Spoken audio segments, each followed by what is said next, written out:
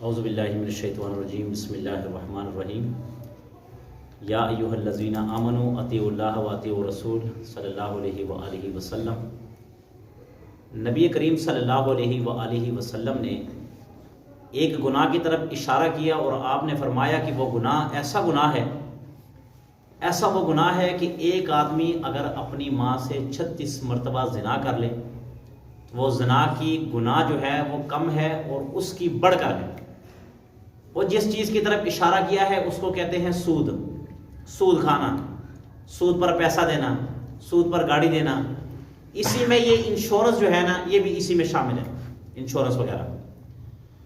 آج ہمارے کئی پڑھے لکھے لوگ اس گناہ میں ملوث ہیں، اسی گناہ میں ملوث ہیں، جو بالکل یہ احتیاط نہیں کرتے کہ آیا یہ قرآن و حدیث کے مطابق ہم فیصلہ کر رہے ہیں ٹھیک ہے کہ ٹھیک نہیں ہے۔ ہمارے اکثر و بیشتر لوگ اس چیز اور اس گناہ میں ملوث ہیں۔ یاد رکھنا، ماں سے زنا کرنا یہ کوئی عام بات نہیں، بہت بڑا گناہ ہے، اس کا بہت بڑا گناہ ہے۔ یاد رکھنا، ماں کے ساتھ زنا کرنا، آپ اگر اپنی ماں کے ساتھ زنا دور کی بات ہے، اگر آپ اپنی ماں پر ہاتھ رکھیں گے وہ بھی غلط نیت سے، تو وہ ہمیشہ کے لیے آپ کے باپ پر وہ حرام ہو جائے گی۔ آپ کے باپ پر وہ ہمیشہ کے لیے آپ کی ماں حرام ہو جائے گی، دوبارہ اس کے ساتھ کبھی نکاح نہیں ہو سکتا۔ آج ہم کون سے چکروں میں پڑے ہوئے ہیں؟ ہر بندہ مال کمانے کے لیے، مال کو ڈبل کرنے کے لیے، مال کو بڑھانے کے لیے نہ اللہ کی رضا کو دیکھتا ہے، نہ رسول اللہ علیہ وسلم کے فرمان کو دیکھتا ہے۔ بس صرف وہ اس چیز میں ملوث ہے کہ کسی نہ کسی طریقے سے ہمارا مال بڑھتا جائے۔ کئی لوگوں کو دیکھو، آپ یہ سود کہتے ہیں کہ اس کو سود دیکھیں۔ ایک بندہ ہے آپ سے 3 لاکھ روپے لے رہا ہے، وہ کہتا ہے مجھے 3 لاکھ روپے کی ضرورت ہے۔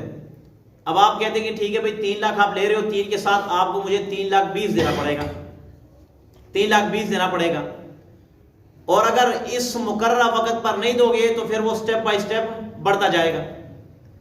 یہ سود تو بربادی ہے، یہ تو بندے کو کبھی کامیاب، لینے والا دینے والا دونوں پر لعنت ہے۔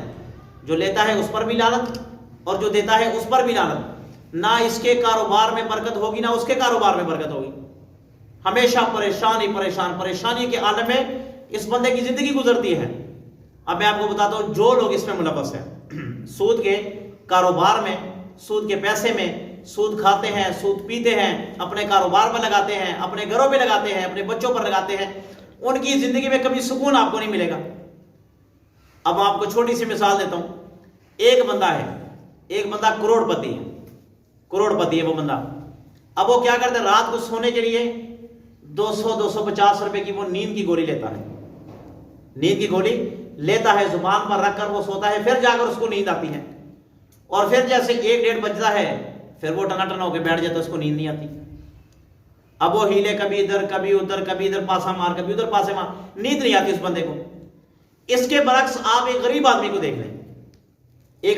دیکھ لیں، جو رزق حلال کماتا ہے، سارا دن بیچارہ، سارا دن کبھی مزدوری کرتا ہے، کبھی کیا کرتا ہے، اس بیچارے کی جو دیہڑی ہے وہ 400-500 روپے ہے، 400 یا 500 یا 600 یا 700 800 روپے۔ اب اسی 800 روپے میں اس نے اپنے گھر کا کرایہ بھی دینا ہے، بجلی کا بل بھی دینا ہے، گیس کا بل بھی دینا ہے، اپنے بچوں کا خرچہ بھی اٹھانا ہے، اپنا خرچہ بھی اٹھانا ہے، اور بچوں کی فیسیں بھی اسکول کی ادا کرنی ہے 800 روپے میں۔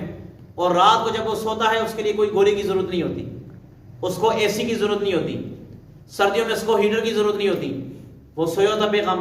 یہ کیا چیز ہے؟ یہ رزق حلال کی برکت ہے۔ اور یہ ہمارے معاشرے میں زیادہ تر یہ تاجر جو لوگ ہیں نا وہ اس میں زیادہ ملوث ہیں، باقی بھی ملوث ہوں گے، تاجر جو لوگ ہیں وہ زیادہ ملوث ہیں۔ یاد رکھنا، تاجر قیامت کے دن اللہ رب العزت ایک تاجر کو بلائیں گے، اور تاجر کو بلا کر پوچھیں گے بھئی تو تمہاری کوئی نیکی ہے؟ اللہ جی میری کوئی نیکی نہیں ہے۔ اچھا، اللہ کہیں گے جاؤ بھئی جنت چلے جاؤ۔ اب وہ حیران و پریشان ہوگا کہ میری تو کوئی نیکی نہیں ہے، میں نے نہ حج کیا نہ عمرہ کیا، نماز کبھی پڑھتا تھا کبھی نہیں پڑھتا تھا، اکثر و بیشتر تو میں پڑھتا ہی نہیں تھا، زیادہ تر میرے کاروبار پر توجہ تھی۔ مگر اللہ کہیں گے ہمیں آپ کا ایک عمل پسند آیا، اس عمل کی وجہ سے آپ کی بخشش کر رہے ہیں۔ اب کہیں گے اللہ جی وہ کون سا عمل ہے؟ اللہ کہیں گے وہ عمل ہے کہ دنیا میں جو تو اپنے ماتحت غریب لوگوں کے ساتھ کیا کرتا تھا، وہ یہ عمل ہے تیرا کہ بس جو تجھ سے کوئی ادھار لے لیتا یا کوئی سامان لے جاتا یا کوئی پیسے لے لیتا تو کیا کرتا تھا کہ اگر تیرے ساتھ اس کی ڈیل ہوتی تھی 1 ماہ بعد، تو جب 1 ماہ بعد اس کے دروازے پر تو لینے جاتا یا تجھ سے ملتا تو کہتا کوئی بات نہیں دے دے گا، کوئی بات نہیں دے دے گا، کوئی بات نہیں دے گا، یہاں تک کہ تو نے معاف بھی کر دیا، ان لوگوں کو معاف بھی کر دیے۔ اللہ کہے کہ ہمیں تیری یہ ادا ہے نا بڑی پسند آئی ہے کہ تو نے ہمارے بندوں کو معاف کیا، تو نے ہمارے بندوں کو ڈیل دی ہے، ہمارے بندوں کو تنگ نہیں کیا، ذلیل نہیں کیا۔ اللہ کہیں گے جاؤ میں نے تمہیں بخش دیا۔ اب دیکھیں ایک اتنے عمل پر اللہ رب العزت نے اس تاجر کی بخشش کر دی ہے۔ مال کے چکروں میں یاد رکھنا جتنا مرضی حرام کما لے، جتنا مرضی حرام کما لے، مرتے وقت صرف ایک کفن ہے جو 400 سے 500 روپے کا وہ پہنایا جائے گا، 2-4 سلیبیں ہیں وہ اوپر رکھ دی جائے گی، باقی کچھ نہیں ساتھ جائے گا۔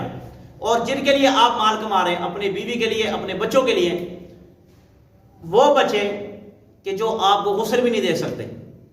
اکثر دیکھ لو، اکثر و بیشتر دیکھ لو، بہت مرنے والے ایسے ہیں کہ جن کو اپنے اولاد غسل دیتی ہے، اپنی اولاد ہی کفن پہناتی ہے، اپنی اولاد ہی قبر میں اتارتی ہے، بہت کم ہے، بہت ہی کم ہے۔ اور اکثر و بیشتر اب تو یہاں تک بغیرتی آ گئی ہے کہ جب باپ پڑتا ہے تو اجرت کے نہلانے والے لوگوں کو لے کر آتے ہیں، اجرت ان کو 500-600 دے کے ہمارے باپ کو نہلا دو، 500-600 دے کے ان کو قبر میں نہلا دو، اور 500 دے کے اس کو قبر میں اتار دو۔